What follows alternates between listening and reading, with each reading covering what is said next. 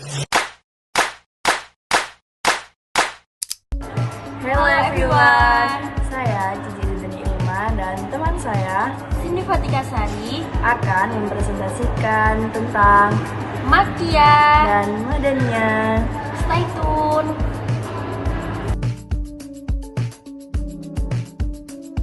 Dari materi yang kita akan jelaskan yaitu tentang pengertian Makkiyah dan Madaniyah, ciri-ciri Makkiyah dan Madaniyah, Contoh Makkiyah dan Madaniyah, metode penerapan Makkiyah dan Madaniyah, dan yang terakhir manfaat mempelajari Makkiyah dan Madaniyah. Pengertian Makkiyah. Secara harfiah, Makkiyah berarti yang bersifat Mekah atau yang berasal dari Mekah. Makkiyah adalah ayat-ayat yang turun di Mekah atau sebelum Rasulullah SAW hijrah ke Madinah. Surat-surat Makkiyah turun selama 12 tahun, 5 bulan, 13 hari, dimulai pada 17 Ramadan atau bertepatan pada bulan Februari 610 Masehi saat Nabi berusia 40 tahun. Jadi surat Makkiyah itu surat yang diturunkan sebelum Nabi hijrah, meskipun itu diturunkan di kota Madinah. Selanjutnya pengertian surat Madaniyah. Secara harfiah, Madaniyah berarti yang bersifat Madinah. Madaniyah adalah istilah yang diberikan kepada ayat Al-Quran yang diturunkan di Madinah atau diturunkan setelah Rasulullah SAW berhijrah ke Madinah. Sebuah surat dapat terdiri dari ayat-ayat yang diturunkan di Madinah secara keseluruhan, namun bisa juga sebagian diturunkan di Mekah. Jadi surat Madaniyah itu surat yang diturunkan setelah Nabi hijrah ke Madinah, meskipun itu diturunkan di kota Mekah.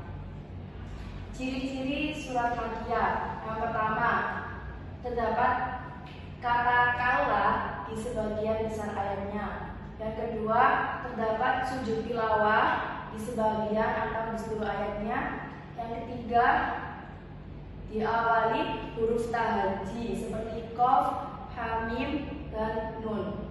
Yang keempat, memuat kisah Adam dan Iblis. Yang kelima, menyeru dengan kalimat anak Adam.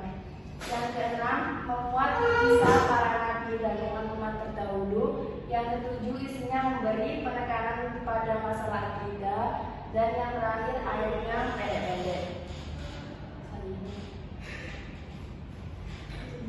Selanjutnya, ciri-ciri Makkiyah. Yang pertama, terdapat kalimat orang-orang yang beriman pada ayat-ayatnya. Yang kedua, terdapat hukum-hukum faraid, hudud, qisas, dan jihad di dalamnya. Yang ketiga, menyebut orang-orang munafik kecuali dalam surat Al-Ankabut. Yang keempat, membuat bantahan terhadap ahli kitab, yaitu Yahudi dan Nasrani.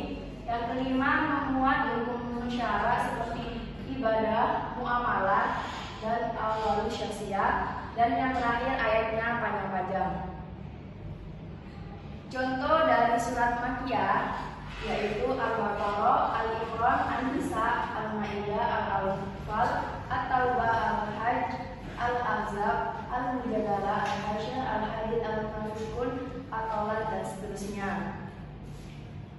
Selanjutnya contoh surat Madaniyah yaitu Al-Maidah, An-Nur, Al-Fat, Al-Mujadalah, Al-Jumu'ah, At-Tahrim, Al-Imran, Al-Anfal, Al-Ahzab, Al-Hujurat, Al-Hasyr, Al-Munafiqun, An-Nasr, An-Nisa, At-Taubah, dan seterusnya.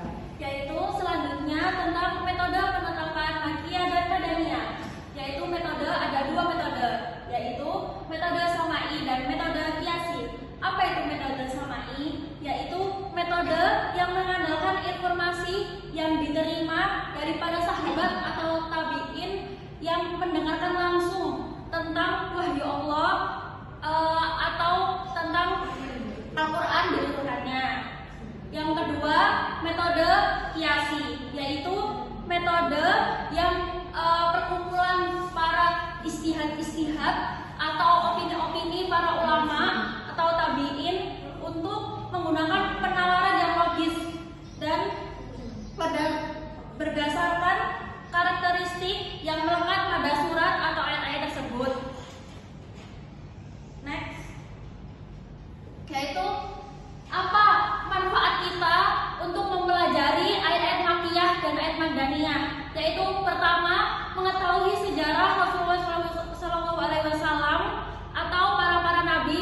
sebelumnya.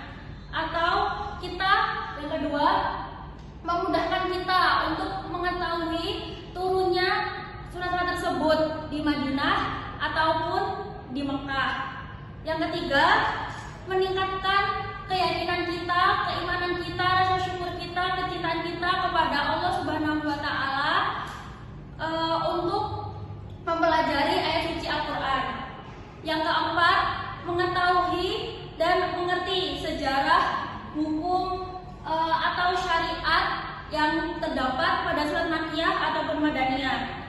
Yang kelima yaitu memudahkan dalam penafsiran ayat-ayat Al-Qur'an. Sekian presentasi dari kelompok 5, kurang lebihnya mohon maaf.